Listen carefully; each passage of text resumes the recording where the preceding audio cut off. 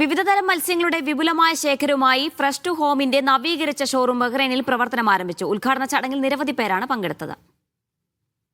ഗുണമേന്മയോടെ വിവിധതരം മത്സ്യങ്ങൾ മിതമായ വിലക്ക് ഉപഭോക്താക്കൾക്കായി ലഭ്യമാക്കുക എന്ന ലക്ഷ്യവുമായി ആരംഭിച്ച ഫ്രഷ് ടു ഹോമിന്റെ ശാഖ ബഹ്റൈനിലെ സൽമാനിയയിലാണ് പ്രവർത്തനം ആരംഭിച്ചത്. അലി അഹമ്മദ് ഇബ്രാഹിം അൽ അസ്കരിയാണ് സ്ഥാപനം ഉദ്ഘാടനം ചെയ്തത്. കൊച്ചിൻ ഹാർബർ എന്ന പേരിൽ പ്രവർത്തിച്ചിരുന്ന സ്ഥാപനത്തിന്റെ നവീകരിച്ച ഔട്ട്ലെറ്റാണ് പുതുതായി പ്രവർത്തനം ആരംഭിച്ചത്.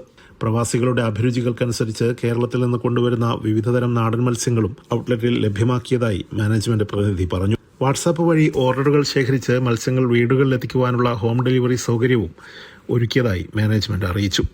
ബഹ്റൈനിൽ നമ്മുടെ നാട്ടിലെ മീനുകൾ കിട്ടുന്നില്ല എന്നുള്ളൊരു അഭിപ്രായമുണ്ട്. അതിപ്പോൾ നമ്മളത് മാറ്റാനുള്ള ഒരു കരുതലാണ്. പിന്നെ ഡെലിവറി നമ്മളുണ്ട്.